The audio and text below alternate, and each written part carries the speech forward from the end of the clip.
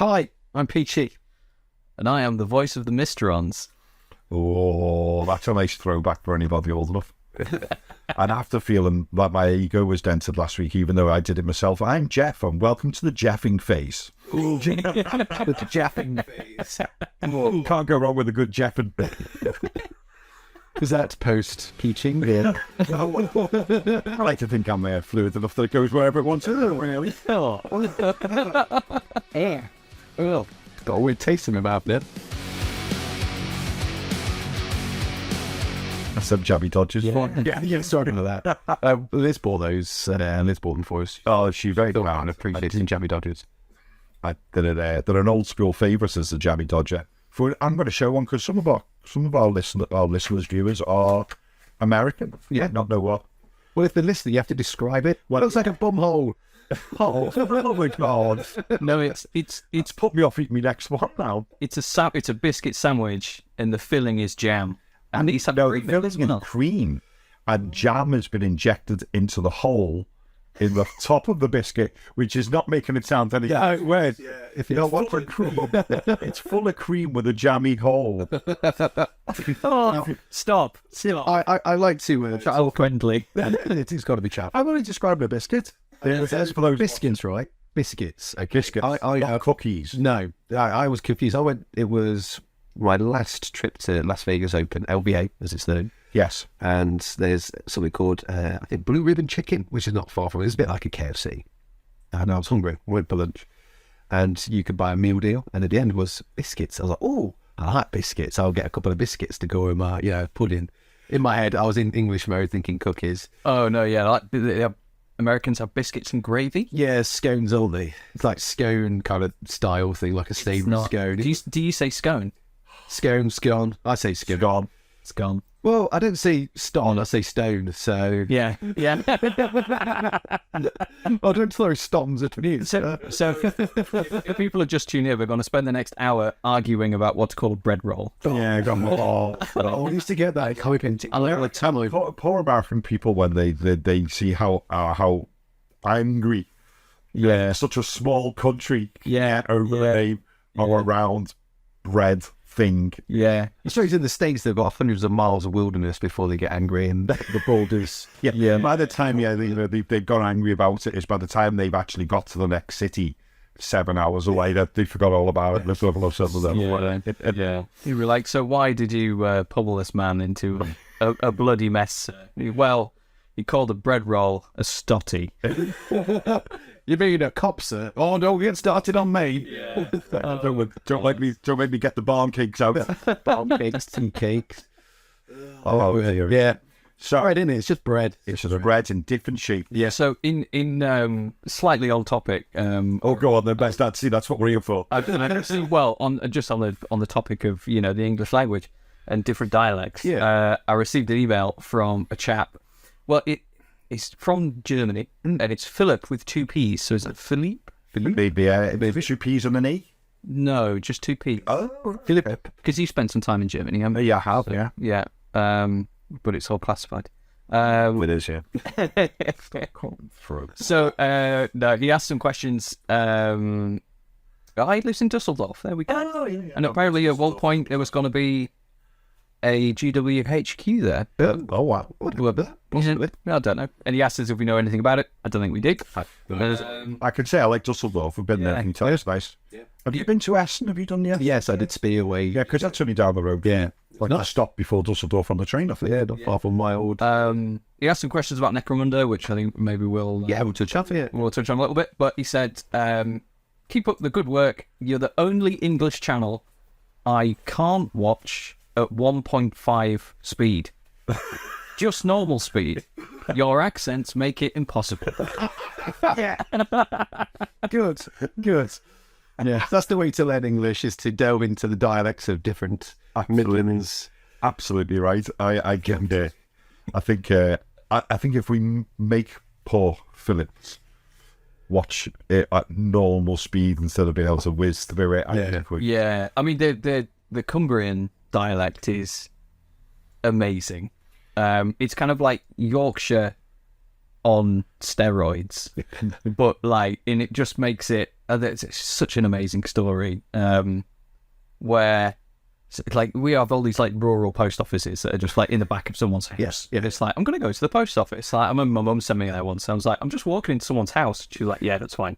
And this old lady, she was looking for a key, because the bin men were after this key so they could take the rubbish away. Yeah. And the key was in a tin. And this old lady, so I'm telling you the story in advance because when I say it in the language, it just doesn't make sense. Right. So she's like, Margaret, has the same key? And she's like, no, inti tin tin. Which is, isn't it in the tin? It's brilliant. I was just like, no, it ain't tin tin. Yeah, and it's like, has been men bit. And so far. This is why the Germans couldn't take over during World War II. Yeah. I've noticed. Which was like when I moved to Nottingham and I didn't have a lot of money, I was trying to find, there was this particular shop. Where's this going to go? No, it doesn't go there. That's a different story. We were trying to find this particular shop to buy secondhand, equipment for the kitchen in, and I went to this shop that was two women ran this shop that just sold wool. Yeah, and they were sitting there. One of them was sitting there with knitting, and I went in there, and I had like this rough location for the shop. And this is going to sound terrible for people who aren't English, who are from England. But I went in and I went, "Excuse me," I says, "Can you tell me where the shop is that sells cookers?" Right? And she went, "Sells what, me duck?" And I went, "Cookers." And she went, No, so I'm not getting that. She went, "What is it?" And I went, "Cookers." And she literally turned and she went, "Julie." And the woman came up the back and she went, "Yeah," she went, "Do you know where there's a shop round here that sells cuckoos?"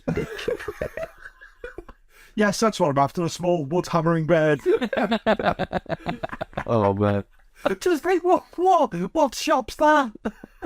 The cuckoo shop. The cuckoo, is it? I just like called just a replacement bed for your clock. Yeah. It's just got tiny little, like, Yeah. a quarter-inch sized wooden little cuckoos. Did you walk in with a monocle and a top hat? And you were like, my very intricate Swiss cuckoo clock. Well, I was in full Austrian dress. I had laid out. It's not fat with a big feather.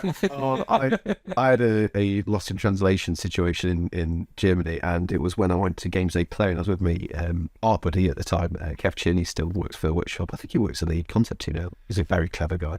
And he needed some toothpaste. And I'd like a little German sort of like speech book. Yeah. My wife had got old for me. And I was like, "Don't worry, Kev, I've got this." I was born here. I know the language. I have no clue what to say. And so we went to this little off-license, sort of like, I guess, news agent's place. And I went up to the lady, and I tried to say in the best German I could, "Do you have any toothpaste?" And she looked at me, gone out. Bearing in mind it's Cologne, I thought I'd do some hand gestures to try and describe. So I was like, toothpaste. I was like, aha. She was like, and Ken was like, "Do you realise what you've just done?" I was like, "What?" It's like, no one cleans their teeth like that. No, you don't. Stick them together for us. No, I'm mad at that. I was like, "I don't want to know any better." Oh, no. Like, what, you know, this is me putting the toothbrush down too far. Sorry for anyone watching. Trying to explain this to the children. I do apologise, dads and mums. We're normally quite PG. Well, there's no swearing. There's no swearing. No, I still am mentally scarred from last week when you said you'd give me 2 fingers of Necromunda. I'm still trying to get over that. Oh, yeah. Well, that was, we filmed both those shows at the same time. So that was last week for us, 2 weeks ago for our viewers. And then we had Bob Naismith. Yeah. I mean, we've been recording for 10 minutes. We haven't talked about any Warhammer yet. Yeah. Well, we're just warming up. We're just riffing at the moment. Yes. Every few minutes, Warhammer. More Warhammer, more often. Yeah, about that. Keep buying Thunder Addiction. I always thought that box, I don't know whether it went worldwide, but that Warhammer, more often. That was just like a box designed to get you divorced, wasn't it? If you were buying Warhammer on the slide. Oh, yeah. Do you know what I mean? Because it used to just come in a brown box, didn't it? What?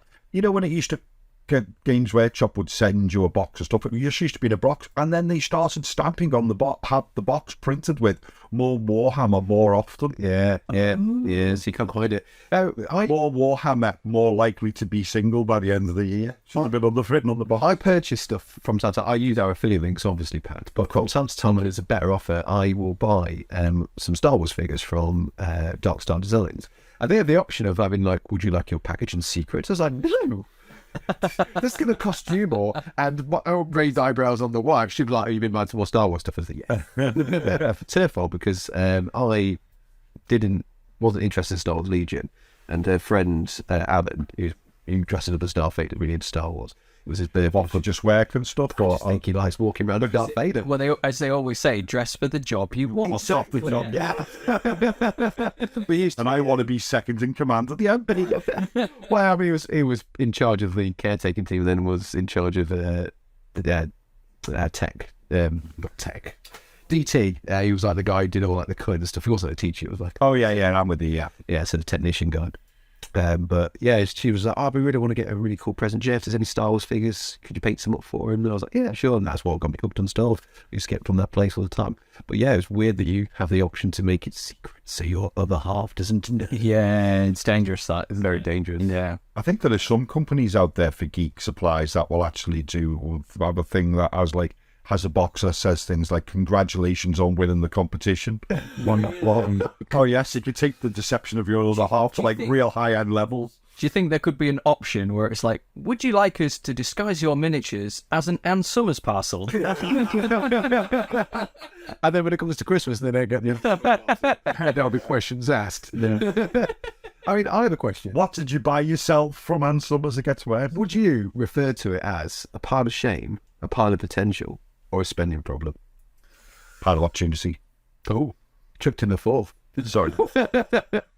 I think for me it's pile of shame, because I can sling it off as saying, hey look, we've got this set now and lots of boxes, but I didn't need that much. Yeah, I think for me it's definitely a spending problem. I need to cut down. Yeah. Buy it. Yeah. Do you know I'm actually in a weird position with Warhammer? Is I've got to the point now where I'm actually struggling to find anything left to buy. Oh. My son's army, I think. I sat down and tallied Isaac's army up the other day, roughly on Battlescribe. Other army builder programs are available. Maybe not that one you have to pay for, but less about that the better. He's, I think I've got Isaac. I think there has been a spending issue at some point in time. Isaac's Space Marine army is coming in at just around 7,000 points. Did you say to me when I nipped in to get my hair cut, you got to just on HQs, you stopped? Oh, on HQs, yeah. I've got HQs at 1,700 points. Well, I mean, that's fine. I mean, if I take my Age of Sigmar army, my City of Sigmar one, there's more stuff than I'd ever use, but it gives you options, right? Yeah. That's the point. It's not, well, you're not, I mean, you could field them all in one go. I mean, a Space Marine chapter point wouldn't have that many commanders. Oh, well, I've got, you know what though, you think how many variants of Captain there is for just for Primaris, because he doesn't collect Firstborn Marines, just Primaris. And it's like every single Captain option, other than that one. Do you know they did that one, that Primaris Captain, where it was done to look like the old, like, 2nd edition one, where he's firing the pistol and he's got the power fist raised? Oh, yes, yeah. It's based on that whole pose. I think that's about the only one of, like, the Captains that it probably hasn't got, which is, like, that one's, like, rocking horse poo now to get old up, so. Talking of 2nd edition, I've got a 2nd edition Imperial Guard Codex, one with the catchers and the green. Oh, yeah, it's cool. And I was looking through it and I was thinking, when the Cadians become available in the new year, it's a ballsy move, Pat, but I think I might do an army with Goblin Green bases in the same style colour scheme. So do the Cadians so I might do a platoon, like 2 squads of 10 Cadians and a command squad in that style with Goblin Green bases, red guns. And because I've got enough of the forage caps now, I can make, because that's the plan as well, is to do Mordians across the Cadian stands box set. Just want to show that. The Cadian stands box That's a handsome, that's a big hammer seat. About 15, 16 forage caps. So I didn't realise it'd be as many. Yeah, so you get, if you equip your ordnance guys, your artillery guys with helmets, you equip all your sergeants with helmets. You do get like sergeant-looking helmets. The caps are meant to be for the sergeants because it's got little headpieces. But if you skew those, you can make a couple of squads of Mordians. So I've done a crew enough that I might even do a platoon of Mordians, a platoon of Cadians, a couple of tanks. Oh, that'd be cool. And do a classic. Might be. So, Goblin green base. Yeah. And then the rim has to be goblin green as well, right? Yeah. Still, right, yeah. Still Legion drab. No, I'll do a goblin green. Ooh. Or Skarsnik, whatever it is. Yeah, I'm only across the board the black base guy. Was it? I think in Ninjon's latest video, he said like friends don't let friends paint their bases any other colour than black. Yeah. I just think because my pal who gets mentioned all the time, Tim, he's a brown base guy. He always goes, why did you do black? And I always just feel black makes whatever is immediately on top of it just pop a bit more. Yeah. I mean, but he always says a black base makes it look like a base. Yeah. I get his point of view on that, but so if I was to go down the mentality of how we used to approach it with painting teams is like a lot of the board game stuff, like Silver Tower, Blackstone Fortress, it's black rims because it's more of a gaming piece, a centerpiece. The black rim kind of gives it more of a centerpiece kind of vibe. Whereas when you do like the Steel Legion drab, it works for most colours that are on top. It's not as jarring when it comes to putting them on boards, and it's easy for the graphic designers to tweak them if they need to. Brown is easy to tweak in post than grey is, or whatever, or black. So you can make brown go grey, you can make brown go white if you really needed to. But the other way around, it's a bit difficult. Apparently, this is what the graphic designers told me. Oh, right. So this would be what in army shots? Yeah. So if it was on a slow base and you got like, they could digitally change it. Oh, okay. Tighten a bit more. Got you. But initially it just looked cool anyway. But yeah, the black base makes it feel more like a centerpiece. Yeah, it does. Nice. It just for me, I just think it makes it feel like it makes the ground on the top of it just pop a little bit more. Yeah. There's a game I know you can still buy it, but it's expensive, and I just think I've got enough to do. But I do lament not buying Blackstone Fortress. You see, the thing for me, and I know there's been a question actually, would be worth touching on it about the Curse City stuff as well. So I really like Blackstone Fortress. I really like Silver Tower. And Silver Tower came out, it was cool. And this is like the mantra really for our channel as well. It's like, I remember when that came out, people struggled to get that set painted, and I found a really quick way of doing it. There was this whole plan that we're going to outsource a load of models to China to get them all painted for every store. All right. As a country. So me and another guy were like coming up with like really super quick ways of like painting, so someone in China could just follow our list of paints. Yeah. So they'd be doing like 500 sets of these to go to all the stores and stuff. It was an idea wanging around. So we're thinking about outsourcing army painting. Yeah, but really basic piano level. So I get 6-scale figures and they have airbrushed and dry brushed like helmets and guns. Yeah, and I get them sometimes and go, I could probably do a better job than that. Yeah, just because I'm an experienced painter. It's like a production line. Yeah, absolutely. So it was that kind of mentality. It was like minimal colours, mainly dry brushing washes. So it occurred to me that most of the people that bought Silver Tower hadn't got their sets painted months after they bought it. Yeah, which is like our thought process for the stuff we do on the channel, which is try and get it done on the weekend, find a nice way. Right. I mean, it's not for everyone. Not everyone wants to spend like an hour painting a squad or a unit. I do before they get on the table something that can add colours after. But yeah, I really like Silver Tower. It's a shame they never had any upgrades sort of for it. But you got Blackstone Fortress. My biggest bugbear with Blackstone Fortress is they did a bunch of cool upgrades or expansions, and there was the what's the Amble? The dreaded the Amble. There was Escalation, which had like loads of extra cool characters in it, and that's where you got the Cultist of the Abyss, which came out separately eventually. Mm-hmm. And I never knew this. It was only short runs. Yeah, why?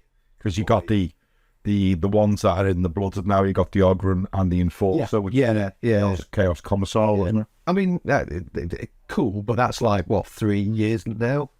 You'd have to wait for that. Well, the weird thing is now is that you think they mustn't have made they recouping their money on like them cultists. They eventually sold the Cultists of the Abyss separately, didn't they? Yeah, and then. But they're now not. They're still not on the shelf as the standard of Cultist, are they? No, so the standard Cultist is the same style. They're just more. I wouldn't say multi-part. They fit the same. Yeah, but yeah, I think you can still buy the Cultist of the Abyss, so you still get the same sort of options. Oh right, okay. point. I mean, because I was doing a blood pack army, I was going to do a whole kill and I bought all these things to like the cultists and stuff to do it. What will happen now to the traitor guard that way? Because you could buy, I think they did them very briefly on their own as well. The traitor guard, now that the blooders exist, you're going, they've got their life. Well, they did the sprue because it comes as one sprue because you get not just the traitor guard on it, you get 2 beastmen, you get a Chaos Space Marine, you get 2 of the all right, so they can't run that on its own. No, not unless they... I was just supposed to run. I must have got confused. Must be thinking about the cultists. Yeah. I guess they'll have to entirely retool that thing. But yeah, it's what annoyed me is these cool sets come out and it was a communication that I didn't realise they weren't limited, so I never got them straight away because I was still building through my Blackstone Fortress set, and then I was like, cool, I've got my cultist, and then I was painting the set for a guy at work as well because he just wanted a set doing, so I was helping him out with his cultists, and then I couldn't get the escalation for the Dreaded Amble. I was like, oh, it would have been nice to have known that, and I worked in the blooming department. Yeah, this is Blackstone looked really cool. I mean, very mixed reports about the actual game itself, but it looked really good, and there was things in there I would have wanted. But I also think, even though it was 40k-esque, there was things in there I thought, if I'd have bought that, I'd have probably, other than actually being in a box of playing Blackstone Fortress, I'd have never done anything else with it. Yeah, it's one of those kind of like when you got your mates around kind of game, isn't it? I mean, even like, it reminds me back in the day when we used to do like Hero Quest and Space Hulk and stuff like that with the family. It's that kind of like level of gaming. But Curse City, yeah. I've got Curse City. Yeah. Well, quickly, you've got Space Hulk, haven't you? Unpainted. Yes. Yeah. We're going to have to do a video. Yeah. Because I've got Space Hulk. Yeah. Got all the bits. Nice. Because that's a very sought after. You can buy. I was looking at buying the Terminators on eBay. Blood Angel Terminators go at silly money. Do they? Very, very expensive. Or buying a boxed version of the game, I think they go for about 500 quid. Really? Yeah. Should know that when I opened it. I apologise for my cold, by the way. That's what I'm covering from the... When I opened it and murdered the Terminators inside it. Sorry. Because I bought that when I was in my lull, because like I had 12 years off. And then I'd always wanted a copy of Space Hulk. Yeah. And then I got it and started painting the Space Marine. The Terminators and thinking, I've realised I can't remember how to paint. Yeah. These are the best guys to try and relearn, or maybe bought just a box of the standard Space Marines and try and figure it out again. But yeah. And you can buy Biostrip from Element Games. I still remember nice Gene Steelers in that box. when I was courting courting my wife. Courting, you know, like in the 1400s. Hoping after the 14th, I see an ankle. Oh, no, it was the 15th date. We used to like walk through Derby City Centre all the time on the way back from college and stuff. And I remember the works having like stacks of the old classic Space Hulk, tenner. And obviously at the time it was like I had a part-time job at Quick Save stacking shelves, so I didn't really afford it at the time. This is like, is it the 2014 version that's really expensive, like second edition Space Hulk? Yeah. Sorry, Curse City. Curse City, yeah, that was an interesting. I mean, we've had a few people saying it'd be really nice to talk about City. So to me, and at the time, I think it was lockdown. It was during lockdown. Curse City was announced. We on One Alive were all given a set to get painted, and the idea was I was going to, I did some live stream gaming. Yeah, I'm going to look at doing some live stream gaming or some way of doing it in the office, and that was sort of socially distanced somehow. But what we did was we got sets. Me and Nick were doing like some videos as well. I painted like a couple of characters and a couple of bits here and there. So a lot of effort was put into Curse City. I think it was 2 weeks worth of painting content, and we started painting the sets to play big games with, and then we found out they're more available. That was a communication business wide. So many people did know it was. Yeah, that's so badly handled. I've never seen it. I've never seen something that. I'm going to say it badly handled in my life, in my career at workshop. It was no one communicated it. No one understood the messaging. Even the people doing the marketing messaging were just like, "What is going on?" So what you're having to do is like, I mean, not me. I mean, we were just like. This is the awkward thing. If anyone asks questions on live, don't address it. I'm like, that's really weird. Yeah. It was very much because I started working at workshop just after kind of Curse City stuff. And when I was applying for the job and doing a bit of research, everyone was like, "Where is Curse City? What the hell is going on?" And it did just seem that they were just like, "No, it never existed." Yeah. Like they kind of went scorched earth and got Not even the elephant in the room, it was the mammoth in the room, that wasn't it? I think the worst thing we did was not address that. I know sometimes when you address a situation, it makes it worse. But yes, Workshop made some interesting choices when they did the Votan thing, but then they did the apology video, which was quite funny with James Workshop. But I think you needed something like that because I wasn't aware, and I had a set and I wanted to paint the stuff. I was really eager to paint the stuff up. Some people got hold of the sets were putting up on Instagram. I wanted to paint the thing and put them up. But then I felt so guilty that so many people couldn't get this set. Yeah. So I was like, well, I'm not going to paint my set up because that's not fair. I've got this set at home that's gathering dust. Now I'm obviously able to do it because it's been re-released, but it just felt like someone had sort of judged the numbers. Yeah. And then went, oh no, we can't afford, we've only got this amount printed. It's going to take ages to get it because it does take a long time with the whole print. Yeah. The shipping. Yeah. I suppose at this point, I end up and go, yeah, sorry, it's on its way, made to order. Yeah. It was just so weirdly handled. It's ridiculous because I remember it distinctly was that it came out on the Monday that all shops reopened after the second lockdown, which was like April of 20-something, number 26 or something. Because I had gone to get my last run of new supplies from a barbershop before I opened on the Tuesday, and I have to basically drive past Games Workshop to do it. And I went in, and a friend of mine works in the shop, and I said to him, "Okay, City's going well, isn't it?" It was just like a couple left on the counter, but loads of little strip right. shelves going K City. There was like loads of it, but not with a product sitting above it. And he went, "Well, it's going well, isn't it?" And he went, and he literally, that's why I won't name him because I don't want to get him in trouble. He looked up and he did this sort of, the cut across your throat thing. And I went, "Oh, what?" And we went over and stood near a cabinet, pretended to admire the heavy metal. And he went, "It's done." I went, "What do you mean it's done?" And he went, "It's gone, that's it." And I went, "No." My brain was going, "No, this doesn't compute. I remember this was going to be Fantasy Blackstone Fortress, 3 years and loads of expansions." Yeah. "No." And what do you mean, no? He went, "This is it." And I went, "Well, what are these in the vault?" He went, "Nothing. This is it. It's gone and it's gone." And I was like, "No, that's not it." And he was like, "Yeah, oh no, honestly, this is..." And there was loads of different things. So about the problem was like, because of Brexit, we had like a Union Jack on the box, but then things in it were actually printed in China, and then they go, you can't have a Union Jack on your box if you're saying everything's made here, but then actually you had things printed in China, and apparently the prints were stuck. Things being printed were slow coming back from China. And all of the shipping got... the city ran out all over the place, didn't it? And you just think... And the biggest problem now is the fact they've now done the expansion, the 2 expansions. Yeah. They've run out of stock. They're now doing them on... Oh, they're doing made to order, aren't they? They're doing made to order. But we talked about this off air, didn't we, a while ago? The fact that they need so many bloody characters and they don't come in the box. So here's why that happened. I know why exactly. Well, go on. So they did have characters in it originally. Yeah, all the expansions like Escalation, like the Dreaded Amble.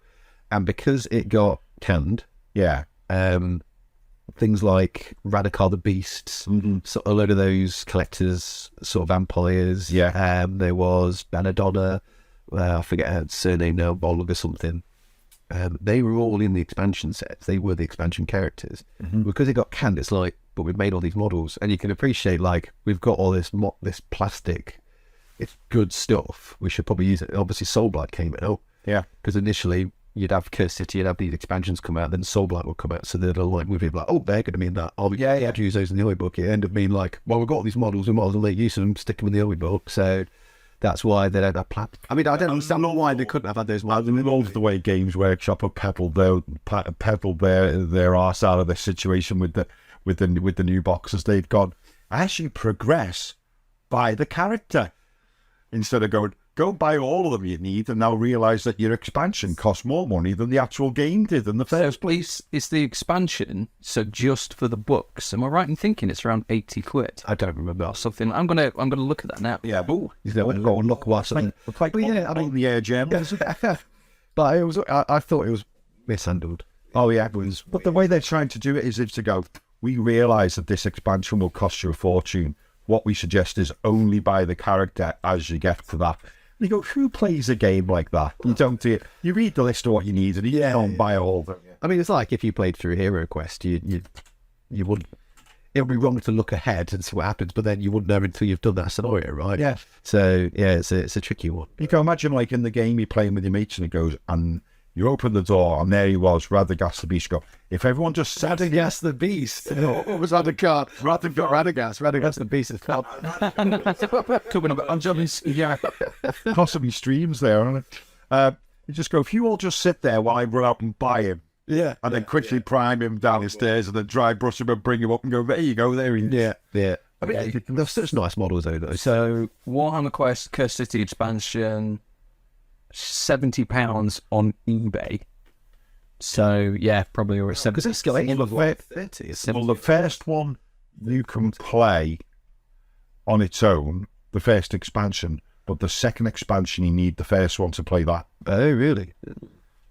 I've not even played the main game. One called Nemesis. Yes, I think so. Yeah, one of them you can play on its own, but Nemesis you need to have got the first expansion to play that. Yeah. Which is, and then, like I say, and then all of the figures required for it. It's a good job. So, they're lovely figures, though. Am I right in thinking, sorry, so they released Curse City. Yep. Incredibly popular, sold out. They pretended it didn't exist. They put the miniatures that were set for the expansions into another game. Yeah. And then Into main. So then they re-released Curse City. I'm assuming that was popular enough that they thought, hey, we've already had all of the expansions. All the cards still, yeah. But the game, the miniatures are already there, so we'll just release the expansions, which are just paper only. Yeah. And then it costs a fortune. And it costs a fortune, and the miniatures is an expansion. So that's another thing that sometimes I can be a bit grumpy about. Not angry, perturbed. It's slightly vexed. No, I mean, so if you take Perry Plastics, right? I wish I had a box on me. You have, on average, about somewhere between 30 to 42 plastic figures. Yeah. For about £18 to £20. Yeah. You can make 2 battalions. If it was like historical Napoleonics, you can make 2 battalions. Depending on what like medieval game system you play, you can probably make 3 regiments out of like your English War of the Roses stuff. You can do some men at arms to units of Oban, so you can get a decent amount of stuff for £20. And if you look at the sprue, there's usually like 3 chunky sprues, so much plastic on there, it's pretty condensed. You compare it to workshop stuff, and it's like twice the cost for a roughly the same amount of plastic. Yeah, an argument can be made that they're better sculpted, but this is where I get a bit grumpy. Is like I am, as an army painter, most of the people that do the hobby war game, I would say there's a small percentage, not like vastly small, but it's probably, let's say, a quarter that are really into high-end paint jobs and exhibition painting, right? The sculptors are making these models that are pieces of art and forgetting that it's a tabletop war game. And as an army painter, we used to rip off details when we were doing the armies, because there's so much detail in models. We'd clip them off because it's just like, this is unnecessary detail clip, this is unnecessary detail clip. That it's become now that Cadian's less so, but a lot of the stuff you get, it's just too detailed to paint armies. Blissbarb Archers, biggest unit. I love the Blissbarb Archer look. They are the worst rank and file unit to paint in Age of Sigmar. There's so much detail on, to the point, I remember having a conversation with one of the sculpting managers because they're asking about feedback, how we can make things a little bit more streamlined, what you got me feedback. I was like, Blissbarb Archers, don't make them rank and file, because there's one model where you have to glue his finger and his thumb separately to the model. That got lost. So out of my squad of 10, I can only make 9. Why is that finger and thumb separate when all the others aren't? And I get undercuts and I get like all the sort of like how it fits in the mould, but you've done it with 9 others. Why is this one different? Oh, because his finger extends slightly more to this kind of angle and looks like he's just let go of the bow. Don't give a damn. Yeah. It's a unit that's used in the game. For most people, they're tokens. Right. For me, they're units and have a narrative, because everyone plays differently. Mine is a story-driven narrative. But the Blissbarb Archers are the prime example of like when sculptors start treating them like art and not game. Well, I've said this before, is that I love them to death, and they are my army. But Christ, the Plague Marines need that much. Oh yeah, there's just Plague Marines. Honestly, I have spent. I'm not the quickest painter as it is, but I've spent longer painting some rank and file Plague Marines than I have Space Marine characters. yeah. And you go, I don't bother with characters. I get it. Yeah. Characters. They're in charge. You go, yeah. Find what you can. Plague Marine, a standard Plague Marine. I literally am convinced, even though they are a small piece of inanimate plastic, that they literally grow tentacles as you're painting them. You'll get them all painted, then you go, what? Tentacle what? Coming out the back of his ankle? Really? Right? And you go, it was, Bob Naismith, who, the show will be up for, a few, you'll probably talk right now by the time you... Last week, technically. Yeah, last week. So, We're going to hit live on it in a second, 20 minutes. Bob, spoilers for Bob's show, said that he felt that people who were playing with his figures should have something interesting to look at from the back of them. Yeah. And to some degree, I agree with that, but I think Death Guard take that to the nth degree. You go, I don't need 12 maggots individually sculpted in the background. I don't need them. There's no requirement. Yeah. Do you know how Too much. bizarre they got with that? Have you seen the one with the enormous bell above his head? Yeah. I'll clip that off. Yeah. You know that. And then inside, when you have these like ad hoc exhaust systems on their power pack, Yeah. some maniac on the sculpting team was sculpting them. I'm not joking. With maggots inside them, Either the bell, in the bell, either like the in bell exhausts. There is. You can't even. Well, you can get, because it's two parts, so it'll be like that and sandwich it together. But Just because you can doesn't mean you should. A prime example of that is the gyrocopter. I remember seeing like heavy metal painting the gyrocopter in sub-assemblies. They were doing all the dashboard at the front. Yeah. And then I'd like a couple to do. I had, I think 2 bombers to do, or 2 gyrocopters and a bomber to do for the army when we were doing it. And I test fits. I was like, hang on a minute, when I put the front on, you can't see any of the dials because the dwarf like takes up all the space. Yeah. And then you literally have his head and like a bit of his arm sticking out, and then this front bit, which is all got all the dials, is like one not facing upwards but facing downwards, and his legs are kind of covering it. And it's just like, but what? Why? No one's going to see that. It's like Theoden having the sun scooped on the inside of his breastplate. Bernard Hill's like, I see this every time I go dressed. No one else can. But it gives him that sense of like, like he's there. It feels real. Yeah. Do you know, it doesn't add anything to the model. the one of them I tried, you try to cut corners. Isaac, for his Marine army that I paint for him, is a big believer, and rightly so, that everyone wears a helmet. Okay. Right, so Marine. Well, if you've got necessarily elites. But I mean, for Space Marine, if you've got a helmet, why wouldn't you wear it, sort of thing? Yeah. And I've said to him, look, for certain guys, it just makes it easier for sometimes when you're trying to put a squad together. If you at a glance the guy hasn't got a helmet on, it's a sergeant. And I said, and then I tried to explain, and it brings a bit of colour to your army if there's the odd face here and there, And he begrudgingly sort of agreed with me, and then I bought him that flying thunderstorm Brother thing. Tinnitus. Brother, the Death Marine, whatever. What is that called? It's a storm Stormhost speeder, something like that. storm speeder, whatever it's called. Well, it's got the 2 pilots in it. Yeah. And there is a company called, I don't know if you've ever seen, there's a company called Pop Goes the Monkey. I've heard of it. Yeah, they're a 3D company, and they do like add-ons for stuff. Okay. And lo and behold, didn't they do a canopy for that?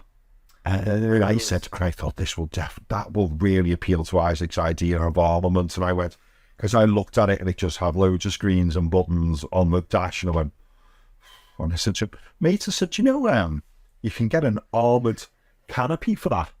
I said, you just got like slits in it and make it look, And then he went, no, I think it'd look really good if the Marines you could see the Marines looking like when they were flying. I was like, Can I just clarify? You have to paint it for it. Yeah. This is the bit where you give him the brush and the pot and say, do it yourself then. We are. We've tried this. You want them doing? Do yourself. Tried this, it didn't go very well. And the problem being is, if you put a button or a screen on something, I will paint the fucking thing. Yeah. You know, I can't ignore it. And I was trying to desperately sort of try to manipulate my child into going, an armoured canopy would look really good. Yeah. Wasn't going for That's it. what the only painting used to do, like we've done on our Votan tent in the OSL, which you just paint it green and the dry brush it light green, so it looks like it's like nighttime lights. Yes. Yeah. So it was that Votan those Sagittaire was you were like, cool, I'm just gonna dry brush it green so it's like LED sunlight glow. Yeah. And then you put the canopy on and barely see them anyway. Yeah. And I looked at the heavy metal pictures on workshop. Yeah. And they to show the driver, they take the canopy off and they're like, look at this driver and look at these screens, and then it's like, look at the whole tank, and now you can't see it. It wasn't until you highlighted that, because I was like, oh, you know, it's nice to paint the crew. It's nice to do stuff. Yeah. Because I made a boo-boo in the video, because there's a bit at the top where there's like one of those little android robotic behind guys, and I thought it was like a half canopy, like a windshield, because I wasn't paying attention. So I painted him all up, and then it wasn't until after I looked at the actual canopy and oh no, I should do it. If I'm doing that green, I should do all that green. So then I mentioned in the video that I screwed up, and I'm just going to repaint that black. Do you know, I don't like it myself, but hats off to anybody that just paints canopies. Oh yeah, no. I mean, I've seen people that do now on this show. Look, it gives you that kind of screen tone. Yeah, and some people, I always remember that because like the real first, probably someone will pull and go, no, it wasn't. I apologise, but for me, the first real glass canopy that ever sticks in my head was the Eldar Falcon. Yeah, I guess so. I'm trying to think back past that. Yeah, I think. What is this, like glass molded in clear plastic? Yeah. And then the problem being is it's not that it's just like it's molded in clear plastic. It means then you then have to paint the support struts. Yes. Yeah. And not get them on the yes. You know what I mean? Yeah. And there's a really good video about that coming soon, isn't it? Yeah. I mean, it might be out already, but also might not be. I'm not gonna. Just in case. And then the other problem being is if you just get a dab of super glue wrong. It'll just stop. That's why it's PVA. PVA would do glue. Yeah, it's the way to go. Yeah. But the amount, and I'm sure Chris has seen even far more before his. Sorry, I was just gonna say. It's like I'll just give you a secret name away. Yeah, you could troll me on that. Now I know my secret name. Yeah. But you must have seen it probably more than me. The amount of people that just in the day just used to paint them Eldar canopies. Yeah. Oh, we would just paint the glass. Yeah. And then what would they had quite cool the head for the pilot was quite cool, so they then end up seeing that in someone's rank and file because it's not point in putting the pilot in if you're going to paint the damn thing. Yeah. Yeah, and going back to like the units and stuff like that. Sorry, slightly segued a bit, but please do. When it was the Empire. Yeah, right. There was a weird thing. So someone had sculpted the Empire stage troops, and you could build them as swordsmen, halberdier, spearmen. Right. They had every detail possible on them. There was like skulls, playing cards, egg timers, parchment. And it was moulded on. You couldn't get rid of it. Oh right. And these are your rank and file, right? Oh, and it was no need for that. And it was just over the top. And it was just so I used to spray things black, dry brush them all brown, and then just pick out details. And then if I couldn't be bothered to paint the skull, it just looked like a dirty old manky bit of pouch or something.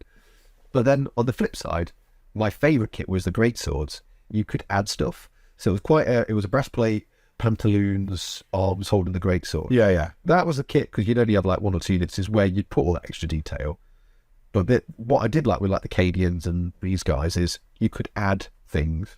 It wasn't moulded on. So if you wanted to add a scabbard, or you wanted to add like pouches and canteens and grenades, the option was there. I don't like it when it's all on there, you don't get a choice, and you know I've got to paint it. So yeah, but I don't want to have a million pouches on it. I don't want to have all that webbing. I just want him to have like his fatigues and his armour. That's the thing that bothers me, is when the choice is removed. When you're so used to like painting stuff fast, and all these extra things slow down your painting. Oh, it's a weird one. It's a weird one for me with pouches, because I think pouches make sense, obviously. But it's like, because it my real world understanding of the fact of how, and you've been on the military side of things as well. And, your weapon is you live out of it, and, how many rounds you carry. Yeah. And, you have to have this sort of, with Marines, you have to have this leap, don't you, where the idea is you don't see them, but there is servitors and servo skulls and all kinds of things just whizzing around the battlefield, literally handing them more ammo, because they're not carrying any. Or is it like the guys in the Matrix running out with wheelbarrows of ammo to the... yeah, basically that's what you meant to do, because they touched on it in the Sisters of Battle boxes. They started doing characters dragging, Okay, yeah. Like the little cherubs and stuff. yeah, carrying stuff around and the idea, but but then Space Marines never have enough gear. And they have any pouches that are big enough for a bloody magazine. And you have to do that thing where you go, look, you've got to separate reality. But what I don't like is when people put more pouches on Marines, but in a way that makes no sense. Yeah. My favourite, when I say favourite, I really hate, was, remember the old 3 pouch that used to come with the Mark 8? Yes, yeah. Yeah, there are 3 pouches that you put around their hips. Yeah. And then people used to put them round the pauldron, Okay. round the shoulder pad. Oh, okay. And I used to look at them and go, that looks cool. How's he getting it? Yeah. You're like, Yeah. trying to go, do us a favour, brother. Could you just, no, not the second one, the third one. It's just got, Yeah. It's got my eyebrow sticking out to smoke. yeah, and it's not thinking of going, it's like when people used to do them with, they would try and make their Cadians look really cool, and they would put the bayonets like up here, Oh, yeah. and they go, and you See, my bit... how are you drawing that when not take your ear, turn it upside down for the love of God. You know what I mean? It's stuff. It's like the real world with me and the real world in game. And You go fall down the rabbit hole, because with the Caden set you can add those pouches, and if this is where my head's at. If I'm doing a huge army, I don't want to spend hours and hours on all these extra details, whereas if I was doing a kill team and you got the actions on the kit, then you can go a bit man. Absolutely right. But I'd still, if I was doing some pouches, I would make sure that the one with the knife missing, he's got the absolutely. So little things like that I don't care about. Remember Mark 8 bolt pistol holster that couldn't fit the bolt. Couldn't fit the bolt through it unless you took the magazine off. I'm going to draw this pistol quickly and put a magazine on it. And with the Cadians, we used to build those in the Blooded and the Deathcore Krieg. You can tell that it's a kill team. Yeah, I love it. They are got lots of cool details on it, and I'm happy with that. Even like the Deathcore Krieg, you can add a lot of the stuff. You've got such a... Well, you can make an army out of them if you want to, because they're separate. And to these two, certainly, I know they've got pouches and the rucksack attached. But Well, they've got there's Neil and Deathcore, isn't he? In that there is a dealing guy. at least maybe at least one, maybe 2. So you go, there's your weapons teams. Absolutely. But you can add, most of the time you can add the stuff, which is why I like that. But it's when you don't get the choice and you sort of... The new Cadians have got this whole almost like a chest rig thing going on as well. Like what pouches? Yeah, so they've got straps. Yeah. Out there, their armour, their flak armour, they've got their shoulder pads. They've gone down the Deathcore Krieg version where they've got an extra little bit underneath. Oh yeah. Which is quite nice. Because so if you could probably mix those arms a bit as well. Yeah. Which is quite... I'm going to be playing around doing that. But you have straps, which are good, but like some of the characters, like if it's the command squad, have like extra webbing all across the front, extra pouches. So it looks like they've got like a vest rig system going on. Yeah. What's funny is because somebody thinks that would be cool if every one of them had it, and then you think, when you're like 7 in a paint, then you're thinking, Jesus, I hate these. Yeah, well, it's like Reavers they have, so which is that what you're putting on there? Well, on Jeff's hard stance on where your pouches and your knives are, because I'm probably in the opposite camp of just like it's all pretend anyway. Does it look cool? Yeah, I think the rule of cool for me is kind of above everything else. I remember watching a P the Wargaming video, and he's kit bashed some hero that he is. He's kit bashed some Zealot Intercessor and Medic Helis Adept, and he's got like Raptors, I think, aren't they? They're Raptors, yeah. And they've got they're awesome. And they're awesome, but I was just looking at this nice 360, and the sniper has got pouches. He's got grenades on his pauldron. How's he going to get them off, Jim? Oh, terrible. Sorry, Pete.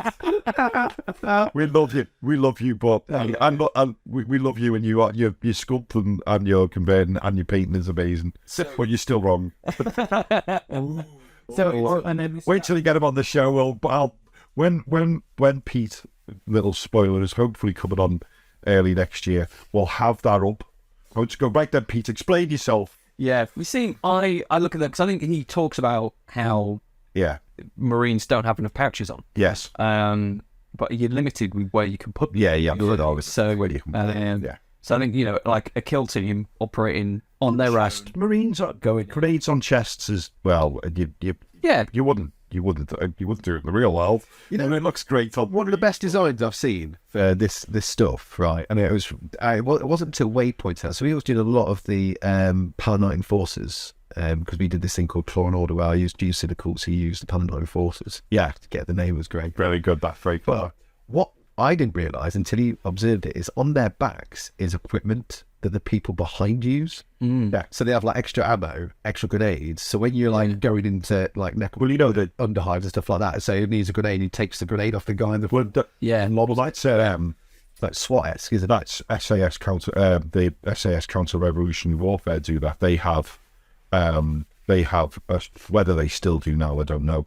But they used to have a strap system so the guy would reload his MP5 Hackle and Cock off his mate's back. Nice. Where they would feed off his back. Yeah. Cool. That's really cool. Yeah, that's what was the other one as well was pistols were strapped on. Pistol magazines were strapped on the inside of your wrist because no matter how dark a room is, a human being can always find one hand with the other. Yes. So you just put your hand to your pistol, slide down, pick your magazine, and get that's interesting. And so you start them. So if Pete, if you listen to this, you need to kit bash green stuff, sleeves onto your Raptors, and sort your life out. Pouches on pouches. Pouches on top of it. Well, I think these guys, they're wicked. They are awesome. When you've done these, I was blown away at how good they were. So narratively, they all stand in a straight line. And they reload off of each other's shoulders. That's how they did it. Yeah, because it's fine. Whereas, so here's a question because you got Raptors up. I only ever knew Raptors as green, but then because that's how Forgeal did them. Yeah. But originally they were blue and yellow. Really? Why? Which is the right one? Who were the they're a second founder of? Oh, they're a second founder of is it Raven Guard? Raven Guard. It makes sense because it's some bird-esque. I managed to get because GW don't produce any Raptor decals, do they? No, but I managed to get some of the last ones from Mighty Brush. But he stopped doing them. He stopped selling them because he was asked. Well, he didn't say why, but he was like, "You can probably guess why."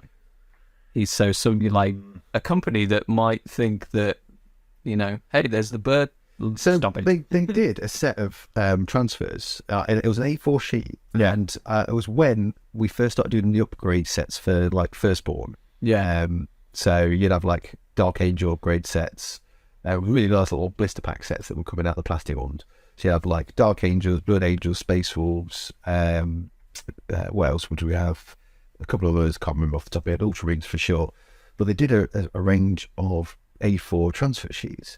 And the transfer sheets are amazing. They had like every company marking possible, every banner for each company, or to the fact that they even had little transfers for the all specs. So you could drop a transfer into the all specs and text that went on the all.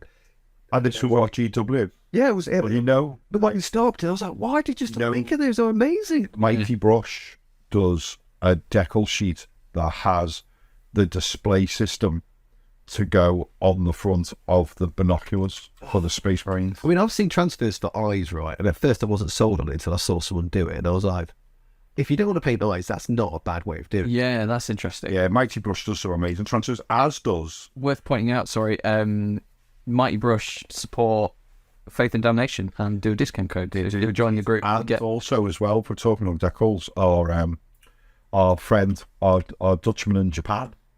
Your Dutchman in Japan? Yes, and he is Scumbag Customs. He does. Oh, of course, yeah. And he does some. He's done some lovely stickers for us, and he's does some absolutely beautiful. I tell you what, he's just done.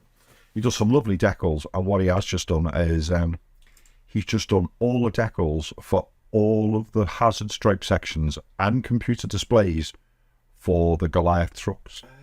And the rock grind, the rock grinds of him too. See what you need. All the decals. It's just a sheet of just different heads-up displays, and then you can just cut them to size and put them on all the different. Yeah, sort of like because like Necromunda have like so many consoles and like terminals and what. I mean, even like into dark. Yeah, you can just cut to shape. But I think it's just ridiculous. This goes back to the whole thing we were talking about with Bob. Is about we've created this history of these things, but now we won't support it. and then we'll tell you off if you turn up at a tournament with 3D variants. To say to potentially reading between the lines, Mighty Brush got told to stop doing Raptor decals. So then what Games Workshop what Games Workshop son should do is either do decals yourself, and if you're not going to do decals, never ever mention the Raptors ever again. Because what you're effectively saying is, if you want your army to look like decals, you better learn how to paint a bird's head. Yeah. You know what I mean? Yeah. But it's what it's saying, isn't it? You're going, he's not allowed to make them, we're not making them, but you know what? Here's a short story about the Raptors. Yeah. Raptors, I do look amazing. I love the... The Empress Spears, didn't they? They did a little short story, and you got like the Empress Spears decal sheet For about half an hour. for half an hour. Yeah, and the same for the Token Keepers, which is White Dwarfs. I've got White some. Dwarfs, you got the Token Yeah. Keepers. Yeah. So, But like I was saying, splash release. just splash release is fine. It's like them other bloomin' transfers that now bloomin' change hands at hundreds. Well, not hundreds, but change hands a lot of money. The Silver Templars, of course, they were, that weekly magazine, Conquest. Well, they did it so that you could have your own army in it. A special army was made just for, and then the very last issue, or I think near the last issue, came with transfers for this army. Yeah. And now they're like rare as hen's teeth, and everyone, people are paying like 20, 30 quid for a bloody sheet of decals on. No. We've had hen's teeth and a rocking horse poo today. Yeah. That's rare things again. Next to a unicorn wee. Yeah. I bathed in that. You bathed in that? I fucking feel off a mess. Oh, that's well good, isn't it? I bathed in lead. That's my brother had. Yeah, but the good thing is that when you are bathing in it, Superman never knows where you are. That's true. No one knows where I'm at. Yeah, all the weird radars that are out and about that are trying to like mind controllers come mind control me. Yeah. Peach's bathroom is lined with tinfoil and lead. Tears. Lots of tears. Yeah, so decals is the same thing for me with Games Workshop. Keep making them. Yeah. Or stop making them.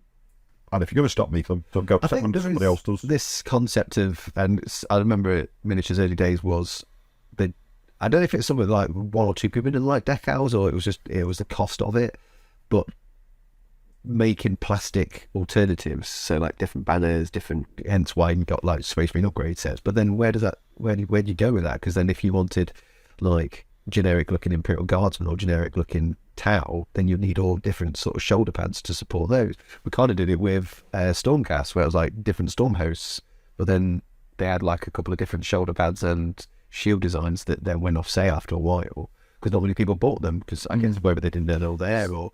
So all the heresy upgrades, they're all made to order, aren't they? I think so. And the Ultramarine like upgrade kits for heresy, I think, are going on pre-order this week.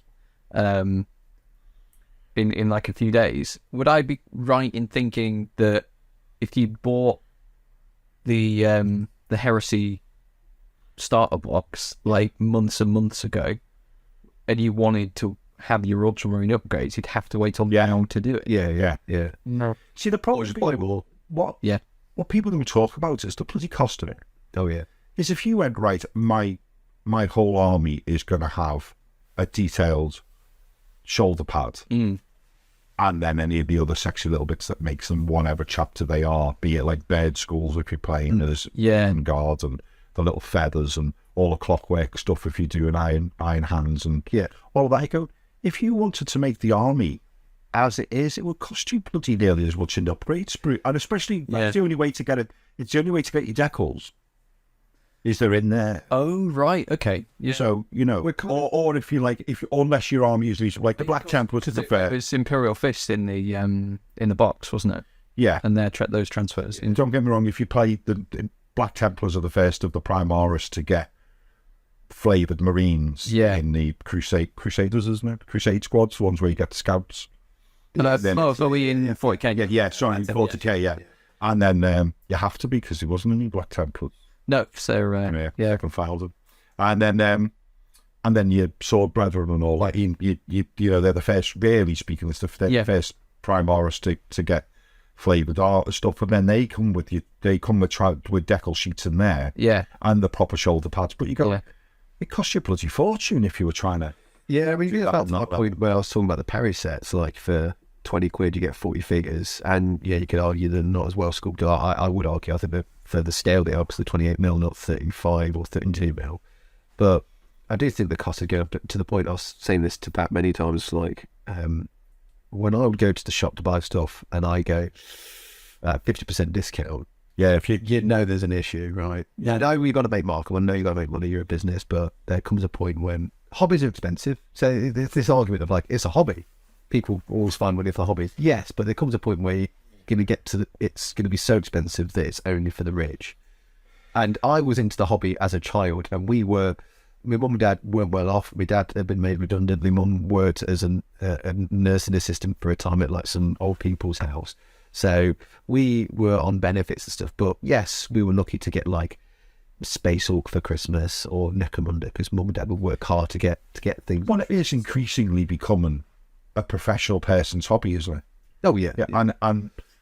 And it's weird for me because I find myself, against my better judgment, often defending the price, because even though stupidly, because I think a box of intercessors 35 quid.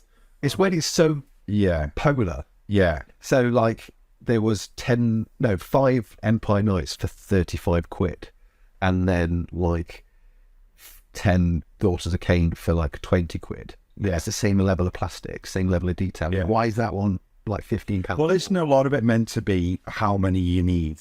I don't care. Games Workshop go with this thing, don't they? Going, if you're only going to need a couple of them, we'll charge you through the arse for it. Or if you need lots of them, they won't be as expensive. So is it like Lord Terminators? You get 3 in a box? 3 stones, but yes, yeah, that's right. 35 quid. Plague Marines, you get 10? 7. Oh, so that balances out with like the tool. Obviously, you've got to make steel molds, right? And if there's less than being bought, then you've got to sort of get that money back somehow, right? Because I know, like the Baneblade itself, that was an expensive mold, but it made that money within 6 months. Yeah, no. So yes, I get it. It's a business. You've got to pay and make sure everything's profitable. But there comes a point when your staff that are at a 50% discount are like still sucking through their teeth. Yeah. That's an alarm bell and a red flag. I think for me, like I say, rightly or wrongly, loads of people are probably for this. Is sometimes even playing full price doesn't bother me, because it bothers me. It really bothers me. It bothers me. But what I'm going to say is the way I look at it is a cinema ticket is 11 or 12 quid. Yeah. And you're in there anywhere between an hour and a half, and if you're lucky, 3 hours, depends on what it is you're watching. And then that's it. And you come out and you go. So 3 trips to the cinema is still, for me personally, a lot less money, is a lot less time than me enjoying painting a box or something would be. And then also all of the hours of enjoyment when I actually play 40k with that thing. And then also, I know it sounds ridiculous to say it when we think about how we're always bombarded with new stuff. My first ever box of Space Marines came in the 3rd edition starter box. What were they? 8th? I think that was Mark 8 armor, I think. Yeah. Realistically, even to this day, if I still owned them, I could field them. Oh, yeah. I bought them in 1988. Yeah. There is not many hobbies where the thing you bought in 1998. Well, for now, Jeff. But you bought, yeah, I know. But even if Firstborn dropped off the planet today, to think I could have been still playing Marines in 1998 all the way up to 2022. How many fishing rods would you have bought, or had to have had repaired, or reels you'd have bought? They could on the anglers for some reason.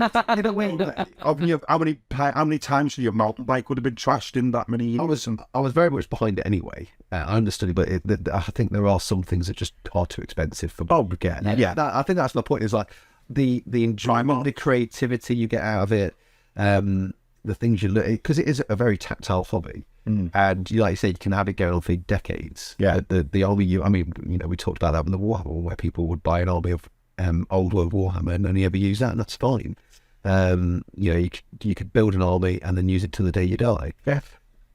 I get it. it's a business got to make money, but there are some times when there are some. Oh, they are just too expensive. Just wait. Like that new thing, I really fancied it, and then I had to sharp and take a breath and thought, no, that's not happening.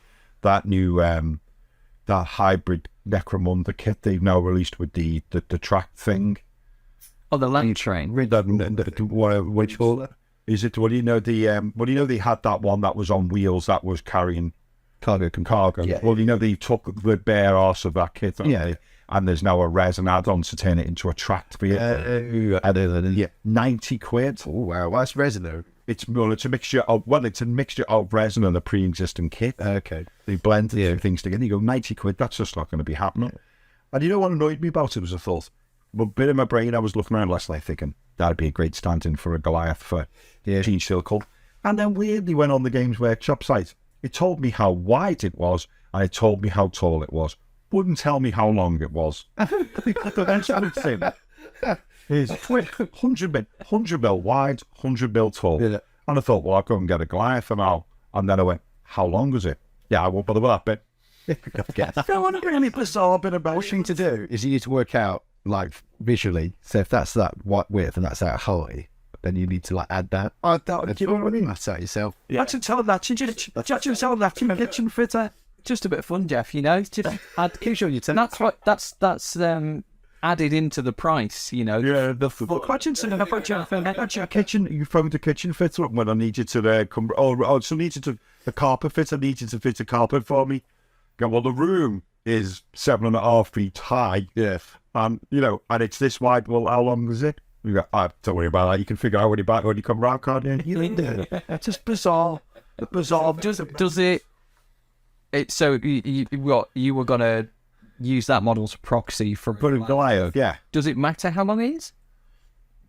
Depends who you're playing. Oh, okay. Like the I suppose. Yeah, you get like proper tournament mentor. Oh, let's say proper tournament. But I don't play. I don't If you're play. playing against those guys, get new mates. Yeah, absolutely. I don't. I think it doesn't hugely matter, but I like to try and play within the. Okay. Especially especially if it meant. I know it sounds ridiculous, but if somebody wouldn't have made a charge on a Goliath, but they can make a charge on this thing because it's bloody enormous. Oh, right. Okay. You know what I mean? Okay. Then I'll be like, would that only matter if it was like right at the board edge and it was like an inch longer or something? Well, normally, like Age of Secrets, you measure from like the centre of the model or the edge of the model to the edge of the model, so it makes no difference. Because there was a when Age of Sigma came out, because there was no sort of like base rules, because you can base on whatever you want to. People are like, oh, no, base on the biggest thing. Still, wherever you pick from, to wherever it's going to go, is going to be the distance. Yeah. So, but if the edge of this thing, if this thing's twice the length of a Goliath, and someone was going to charge you from behind, then you wouldn't have made it if it had been a Goliath. Oh, okay. Well, you don't make it because of this. You know what I mean? It becomes an easier thing to get into contact with. But but I just thought, what was the point of that? Putting the measurements of the width and the height of it, and then not put mil on the bloody thing was. I was really slightly just. Why bother in the first place? We're not the first person to say anything like that. I'm looking at it. Yeah. I bet it have pouches on the outside. The driver couldn't reach. Yeah. Yeah, I love all those Necromunda sets that are coming out. The spanner was on the bottom of it. Yeah. Because, you could proper do Mad Max. Yeah, the thing I need to figure out. Yeah. Someone said, have you read the rules for Asteroids? No, it was the one thing. So the sets have come out and stuff, and the other guys in the teams were doing stuff. I never really got a chance to look at the rules and never really got a chance to play. The board moves, but the board moves, doesn't it? As far as I sort of my understood it. Because I was saying to somebody, the boards for Necromunda's not massive. It's not 6x4 like it is by playing. Whatever. So but I mean generally by playing like 40k. And I don't know if this is true because I've not played, but someone said, I said, but if you've got that big truck, it'll be across the board in like a move, you know what I mean? And someone said to me, no, you take the idea that the boards move, the board is moving, not the vehicle. So the idea that you get the idea that every turn it's moved along, so it's something chasing it. Oh, okay. So I thought that could be quite interesting. I am really getting quite hyped about the idea of plummy finger and getting into Necromunda. Well, maybe we should do it as a thing for the year. Yeah. Pick a gang. I've got loads of stuff out. Do you know what sounds really fickle is everything's getting everything is getting a motorbike or an equivalent thereof, aren't they? Because I really want to do the Delac, but I want to see what it is they're riding before I... Be a giant snake, man. don't know. Probably. Before it's Before I commit myself to whatever it is, because I like the idea of seeing what there was allowed on before. So I've never played Necromunda. Poochie, could you explain it to me like I'm 5? like at 5. Well, I've tried. Why do you need Necromunda is a really cool game. So it's a gang-based game. So you initially, back in the day, you have 6 gangs to pick from. Each gang had its own little quirk. Like the Ashes are punk rocker ladies. I've seen them. Goliaths are like the hedge-looking bodybuilders. Yeah, a bit sort of like not as intelligent as some of the other gangers. They tend to hit things before they ask questions. Nuts. Then you have like Orlops, which are a bit more like your grease monkeys and biking. Look like traditional sort of biker gangers. Yeah. Goggles on their heads and Goggles on their heads, but cut down that object. yeah. And then you had Cordorish and religious nutters. Then you had Van Sars, which are high-tech guys, so they made lots of high-tech gear. And then you had Delax, which are like the assassins, the sneaky espionage guys. All of them contribute to Necromunda. So You know who you didn't mention, and the really sad thing is they haven't brought back the Spires. Oh no, I was going to get to those. Yeah. I just talked about the first 6 gangs, Jeff. I said originally the first six gangs. If you paid attention. I was going to say I'll sit in the corner. I was going to say I'll sit over here in the corner, but the table's round. Yeah, sorry. But yeah, so they all contribute to Necromunda society in different ways. Like the Ashes make toxins and like good guns for the military forces and stuff like. And like everything, I can't remember off the top of my head. They bought out a series of books for each of them. The House of Chains, the House of Blades. Is it quite a narrative-driven? If I was like, is it a narrative-driven skirmish? So it's a skirmish game where you watch your gang grow. You get attached to members of your gang, and then you watch them horribly die on a mission. No. Oh, I would really love it because I'd name all. Oh yeah, that's the point. You give them names, you give them backstories. Okay.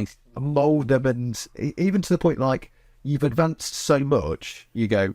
Because you can have like different weapon cards. Yeah. Like, I'm going to go for this weapon option today or this weapon option. That a lot of people build different versions of their model or have different, if they can magnetize them, different weapons they can stick on. Yeah. So, I used to get quite attached to some of mine. I had like I can't remember what I called it now, Trixie, something like that. It was just a traditional one. I've tried to make a new one using the new plastic. It's got like loads of pink hair. She had a lasgun.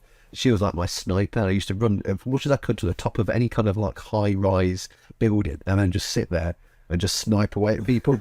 And she got luckily hit one day by a stub pistol. Stub pistols being like the worst like weapon there. And because she was so close to the edge, she fell. And then she got taken out of action because you either get like taken out or injured. And then at the end of the game, you roll on injuries to see what happened to your people. They might have been captured. They might have broken a leg. They might have had a recovery. Or they might have died. Trixie fell from a great height and died. Oh no! I had to remove her from my roster. So you get so attached to some of your characters that there's a chance they might die if they lose an eye. You model eye patches on them, or like give them like digital. Cool. So that's like the 6 main ones. That sounds really fun. Then originally there was like Spires, which were like the nobles, because above like Necromunda, in the old days it was one hive that was focused on hive primus. And you have like the 6 gangs houses that were like the worker houses. Then you had the underhive where they used to duke it out and like deal with grudges and stuff. You had the noble houses, there were 6 of those, and you had the ruler, the lord. And that was as much information really as you had, like a paragraph on each of the gangs. And the Spires were from the noble houses. They had alien tech. They had alien tech for races in the game that had before the game. They invented them. They had stuff for like the tower. Yes. Also the tower. Yeah, races even existed. Oh, why not? Cool. Yeah, and then further down, you'd have like your outcasts, you'd have like your redemptionists, you'd have like your ratskin scouts, and you'd have your what were they called? Scalers, which were like just mutated people, because the sun was like all the crap flows down the spire and cells at the bottom. Yeah. And if you're a bottom feeder, you're going to be a bit mutated. But with the new stuff for Necromunda is you get a book for each of the gangs, and then they start exploring. It's not just one city, hive city. Yeah, so then they're going out. So you've got the ash waves, which are between all the hives. You get Gene Silical uprisings, you get Chaos uprisings. There are you can literally go to town model anything. If you remember the Necromunda spiders, which is something we're going to do as a paint guide, they are a regiment from Necromunda. They're recruited from Necromunda. So a lot of the gangers could potentially get recruited from there. Yeah. Except Goliaths, because they're counted as abhumans, not acceptable abhumans like Ratlings, with like the little hodder guys, and Ogrins. For some reason, Goliaths aren't accepted. So they're not fielded in the armies, weirdly. But I've added like an Escher kind of head. So you'd have Necromunda residents joining astronauts. Yeah. So you might have like a little like fetish or some kind of thing that represents what gang they might be from. They might not be gangers, they might be hivers, workers, because it's true. That could be quite, if you made an entire army of Necromunda spiders, you have to buy loads of kits and put all the heads on. Well, that's one regiment. That's the 8th. Necromunda 8 is known as the Necromunda spiders. Yeah, there's probably like hundreds of regiments, so you can do what you want, really. Yeah. But then you got Enforcers came out, then you had things like... Enforcers were cops. The cops, Then you had the corpse grinders, which are like chaos cornate worshippers that... when you die, you get turned into starch, corpse starch. Nice. And then you're fed back into the system. Oh, it's like the... like Soil Creek. Like, I was going to say the Drain, Chris Evans and Snowpiercer, yes. Yeah. And then they, all the dead people and cockroaches and stuff. And it's like, yep, eat your food. But yeah, that sounds like my cup of tea. Like, I would name... So, say if I watch Battle Report, like the Warhammer Plus stuff, and you have like the presenters on there now, they're like, this is Squad Annihilator and all of these serious names, and I'm just like, You see, in a game like that, unless you're doing Crusade, there's not much attachment. It's just yeah.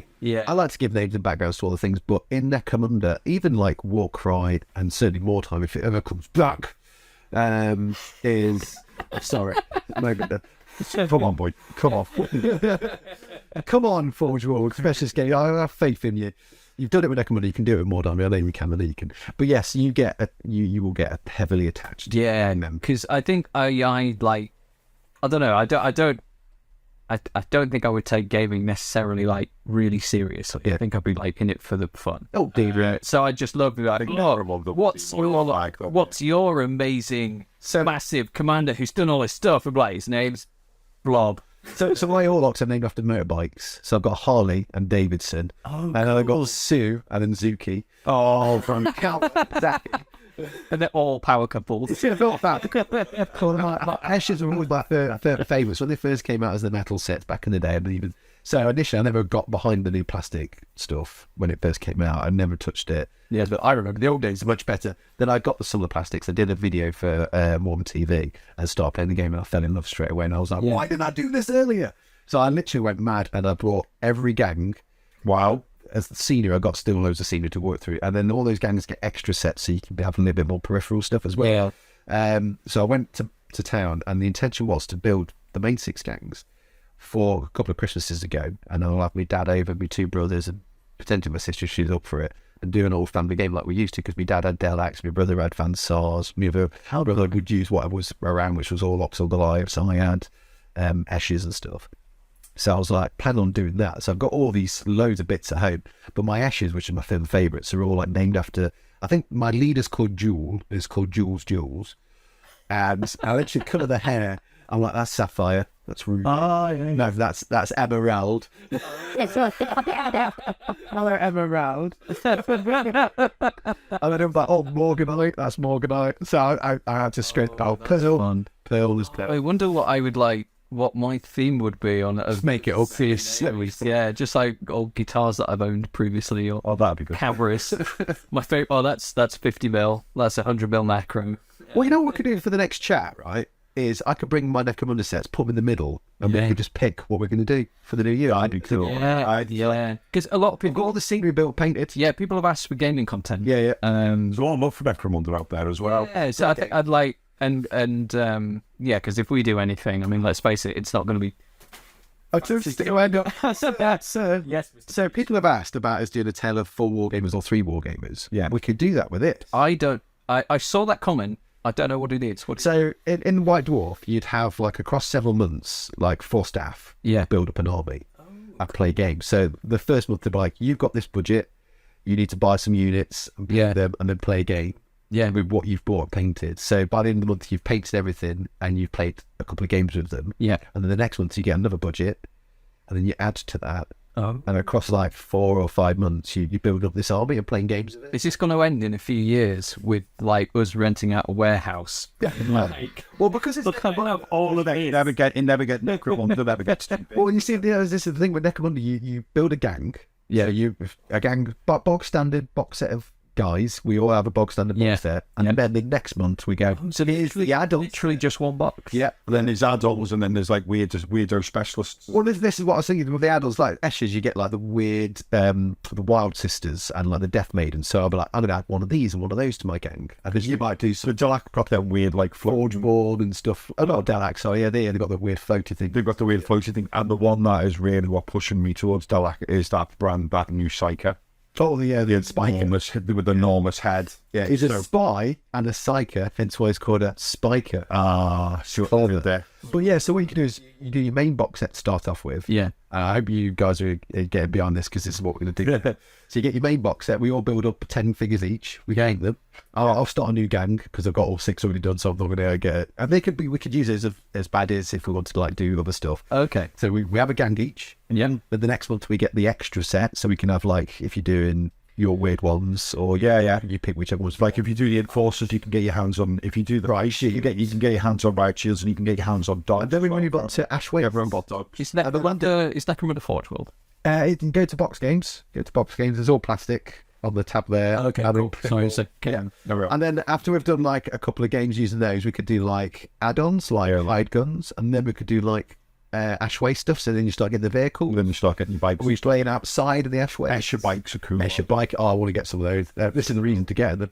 Oh, you got squats as well. Actual squats. There's a squat or prospectors. You've got the robots already, haven't you? Oh, I do have the robots. On the ambles, I've got a couple of them. Because they work for anybody, don't they? Yeah. I painted one up as an Escher, one up as a Goliath. Ooh, corpse grinders. I've got those. Got a load of those at home.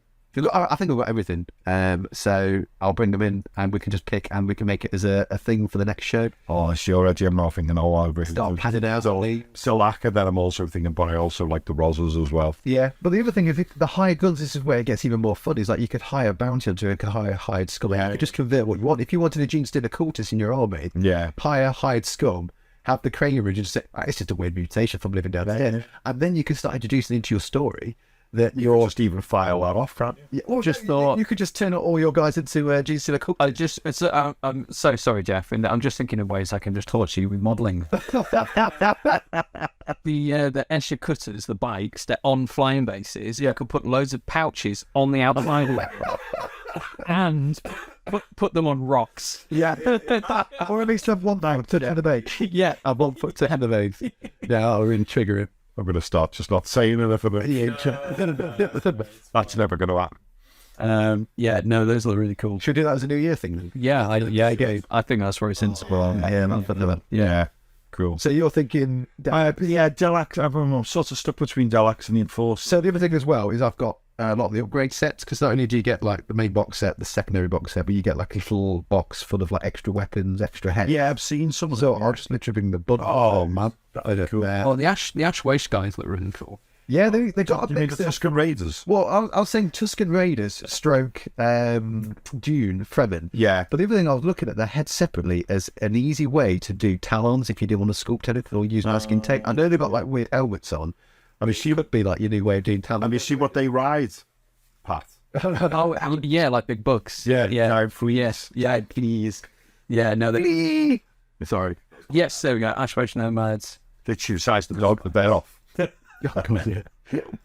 it'd be great just to do something different. And I've got those outcasts as well. So if you wanted like a hired skull, we can get a bunch of those painted up. I tell you, a lovely model for that. The water cast.